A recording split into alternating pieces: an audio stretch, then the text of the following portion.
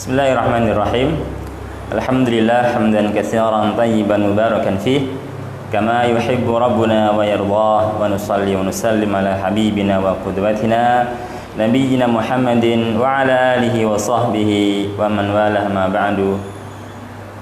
Alhamdulillah, kita bersyukur kepada Allah Azza wa Jalla, ikhwati fillah, kita bisa melanjutkan untuk belajar bersama-sama mempelajari qawaidun nahwi, kaidah-kaidah nahwu dari dasar.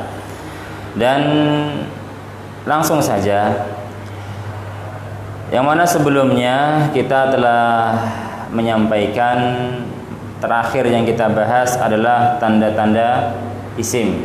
Ya, kita mengenal isim, dan terakhir yang disampaikan adalah tanda-tanda isim. Ikhwati fillah rahimani Allah wa iyyakum, bahwasanya isim salah satu dari macam-macam kata. Kata ada 3. Yang pertama isim, yang kedua fi'il, yang ketiga adalah huruf. Yang baru kita bahas adalah isim. Nah, isim ini kita bisa mengetahuinya dengan 2 cara. Yang pertama dari maknanya, apakah maknanya menunjukkan manusia, hewan, tumbuhan, benda, sifat, atau kata keterangan, mencakup 6 makna. Nah, kalau kata itu menunjukkan satu dari 6 makna tersebut, maka kata tersebut adalah isim. Yang kedua, cara mengetahui kalau kata itu isim adalah melihat tandanya. Nah, dan ini biasanya digunakan untuk pemula karena kosakatanya sedikit. Dengan tanda-tanda isim ini, walaupun nggak tahu maknanya, kita bisa mengatakan kalau kata tersebut adalah isim. Yang mana dalam buku Mukhtarat telah disebutkan tanda-tanda isim ada 5. Dari 5 tanda ini kita sudah membahas 3 tanda isim. Ya. Tanda isim yang pertama adalah tanwin, harokat akhirnya tanwin, dhammah tanwin, fathah tanwin, kasrah tanwin. Tanda yang kedua, kata tersebut diawali oleh alif lam al. Nah, kalau kata Arab dia diawali alif lam, berarti kata tersebut masuk kategori isim. Kemudian tanda yang ketiga, yang terakhir kita bahas kemarin, adalah terletak setelah huruf nida. Huruf nida adalah huruf panggilan ya. Nah, ya ini namanya harfun nida. Huruf nida panggilan. Panggilan. Ya. Nah, huruf nida ini adalah tanda isim. Sehingga kalau kita mendapatkan huruf nida ya, maka otomatis setelah ya adalah ismun. Nah, di sini isim.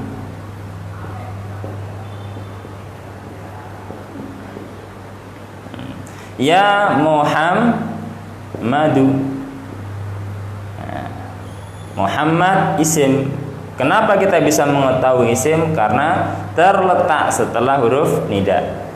Ini ikhwati fillah yang terakhir kita bahas kemarin, tanda-tanda isim. Dan sekarang bagian yang kedua, pembahasan tanda-tanda isim. Tanda isim yang keempat, dan nanti yang kelima insyaallah mudah-mudahan bisa disampaikan satu pertemuan ini. Tanda isim yang keempat adalah terletak setelah huruf jer. Nah, huruf jer itu adalah tanda-tanda isim, khusus untuk isim. Sehingga nggak mungkin ada huruf jer setelahnya fi'il, ada huruf jer setelahnya adalah huruf. Pasti setelah huruf jer adalah isim. Ya. Apa itu huruf-huruf jer? Huruf-huruf jer di situ disebutkan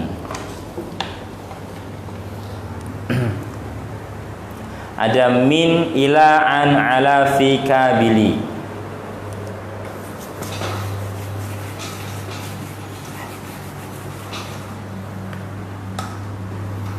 Min artinya dari.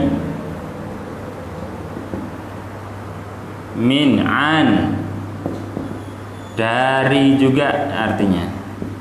Ala atas, di atas.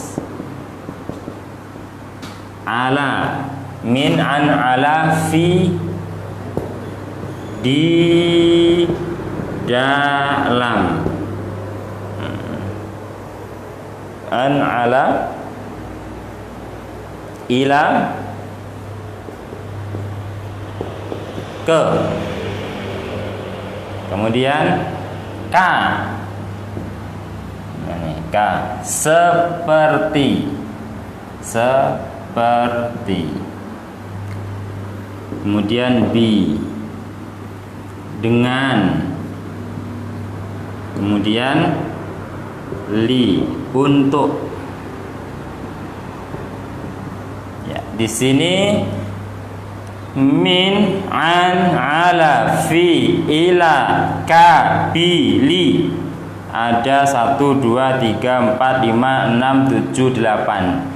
8 kata ini disebut huruf jar, harfu jarrin. Nah,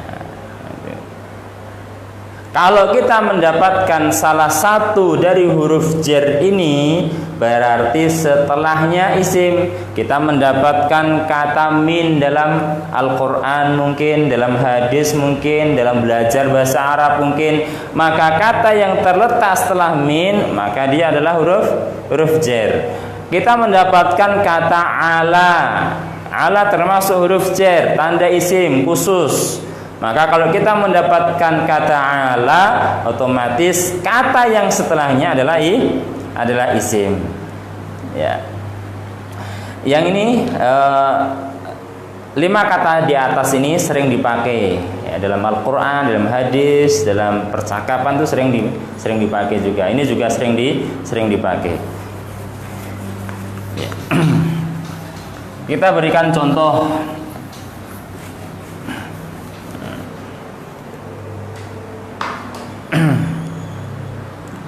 Dalam surat An-Nas, qul a'udzu bi rabbin nas. Qul a'udzu bi rabbin nas. Katakanlah wahai Muhammad, a'udzu, aku berlindung dengan Rabb manusia. Ayat yang pertama dari surat An-Nas ini terdiri dari 5 kata. 1 qul, 2 a'udzu, 3 yaitu adalah bi, 4 rabbi, 5 an-nas. Nah, dari 5 kata ini kita jumpai ada 1 kata huruf jar, yaitu adalah bi. Nah ini. Nah, yang artinya dengan, katakanlah wahai Muhammad, aku berlindung dengan Rabb manusia. Nah, kalau kita mendapatkan bi ini adalah huruf jar, kita jangan ragu-ragu untuk mengatakan Rabbi, kata yang termasuk ismun, isim. Ya, nggak boleh ragu. Ya. Walaupun kita nggak tahu artinya, tapi kita bisa yakin Rabb adalah isim. Taunya dari mana? Tanda isim bi terletak setelah huruf jar.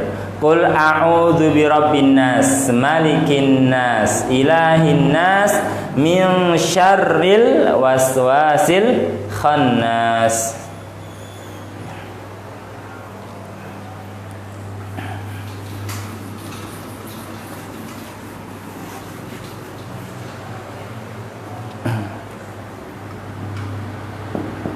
Min syarril wasil khannas.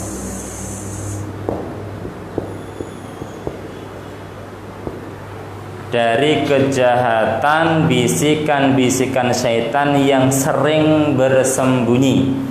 Nah, ini ayat yang berikutnya, ayat yang ke berapa itu ya? Ada 4 kata. Pertama min, kedua syarri, ketiga al-waswas, yang keempat adalah al-khannas. 4 kata. Dari 4 kata ini kita dapati satu kata ada yang huruf jer, yaitu yang mana? Min. Nah, min adalah harfu jarrin. Kalau kita tahu ini huruf jer, berarti syarri adalah ismun. Nah, gak boleh ragu, walaupun kita nggak tahu artinya syarri, apakah menunjukkan manusia, apakah menunjukkan hewan, tumbuhan, benda, sifat, atau kata keterangan. Tapi kita bisa menghukumi syarri itu kata yang masuk kategori isim, bukan fi'il, bukan huruf. Taunya dari mana? Terletak setelah huruf jer min. Nah, itu cara prakteknya ikhwah ya. Untuk mengetahui kata itu isim, lihat tandanya. Di antara tandanya terletak huruf jer. Nah, ini. Dan ini kemarin ya kita sudah bahas. Ini kita bisa mengetahui isim karena ada alif lam. Ini juga isim. Ini enggak terletak setelah huruf jer ya. Al-waswas isim, tandanya bukan terletak setelah huruf jer, tapi huruf jer setelahnya adalah syarri. Tapi kita bisa mengetahui al-waswas itu isim terletak setelah dia diawali alif lam. Al-khannas ini juga ismun, isim karena ada alif lam. Ya. Ya. Ini juga anas adalah ismun.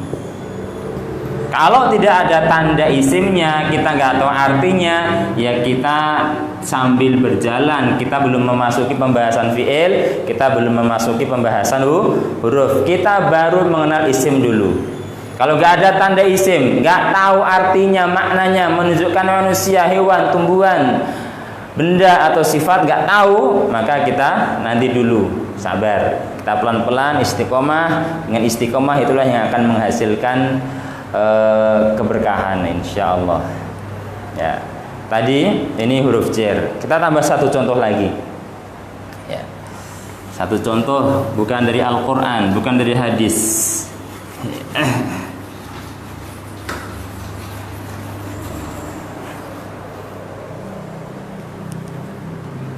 Huruf jer yang K seperti Zaidun kasyamsi.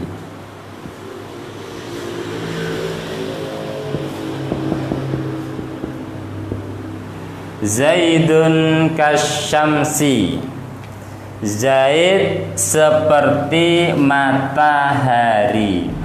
Kok bisa Zaid diumpamakan seperti matahari? Apa kesamaannya? Yang namanya matahari banyak memberi tapi tidak membutuhkan balas jasa. Nah, itu matahari. Dermawan Zaid, sering memberi, sering berbagi, akan tetapi dia juga tidak mengharap balasan. Zaidun kasyamsi. Zaid seperti matahari. Ada 3 kata. Kata yang pertama Zaidun, kata yang kedua huruf K, dan kata yang ketiga adalah asyamsi. Dari 3 kata ini ada satu huruf jer, yaitu adalah K. Seperti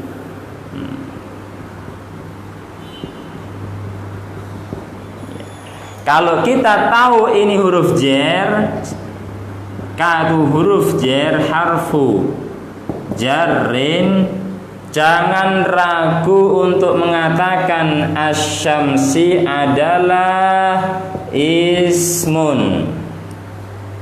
Walaupun nggak tahu artinya, seumpama nggak tahu artinya asyamsi itu apa. Tapi dengan adanya tanda isim, jangan ragu mengatakan asyamsi adalah isim. Ini tanda yang keempat. Dan kita akan melanjutkan tanda yang ke-5, tanda yang terakhir. Kalau di buku di sini dikasih atau disebutkan tanda yang ke-5 isim adalah bersambung dengan isim yang lain. Untuk pemula ini agak berat, susah memahaminya. Maka akan saya ganti dengan tanda yang insya Allah lebih mudah, yaitu adalah diakhiri dengan ta marbutoh.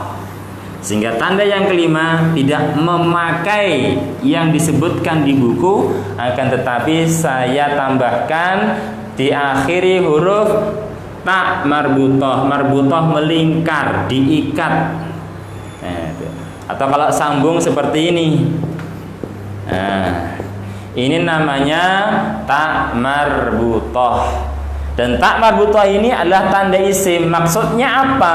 Kalau ada kata di akhir ta marbutoh ini, berarti kata tersebut adalah isim, bukan fiil, bukan pula huruf. Ya, contohnya banyak sekali. Madrasatun.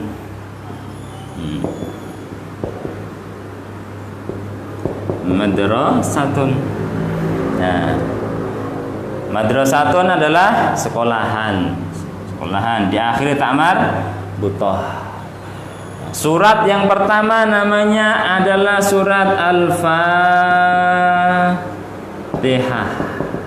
Diakhiri ta marbutoh. Berarti Al-Fatihah adalah isim, artinya pembuka. Surat yang kedua namanya surat Al-Baqarah. Juga diakhiri ta marbutoh. Karena diakhiri ta marbutoh, maka kata Al-Baqarah itu adalah isim, bukan fiil dan bukan pula huruf. Ya.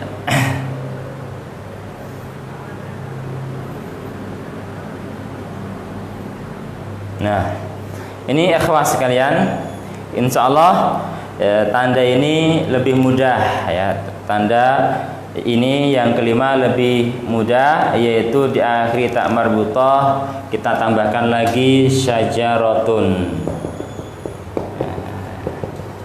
pohon.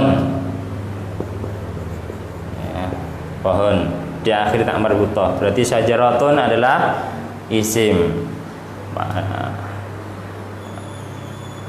Gurfatun. Gurfatun diakhiri ta marbutoh. Berarti hurfatun adalah isim. Dalam contoh ayat mungkin apa nih contohnya ini?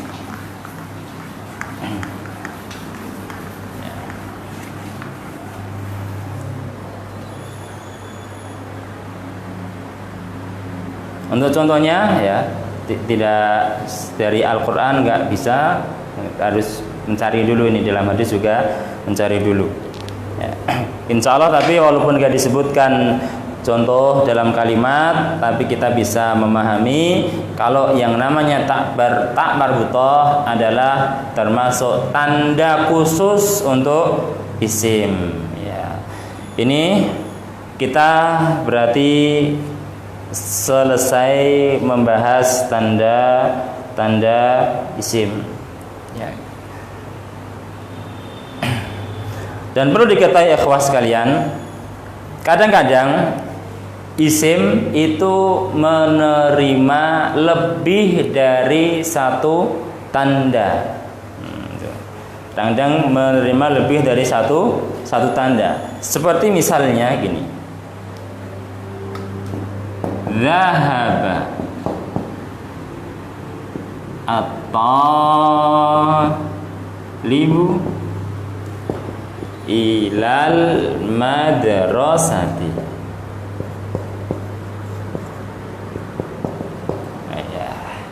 Zahaba, pergi. At-talibu, seorang pelajar murid. Ila, ke. Al-madrasah, sekolahan.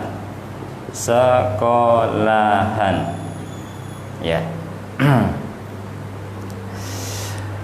Di sini ada 4 kata. Yang pertama zahaba, yang kedua at-talib, yang ketiga ila, dan yang keempat adalah al-madrasah. Dari 4 kata ini ada 2 kata yang menerima tanda isim. 2 kata yang menerima tanda isim itu yang pertama adalah at-talib. At-talib, apa tanda isimnya? Alif lam. Alif lam. Nah, itu. Cuman menerima satu tanda.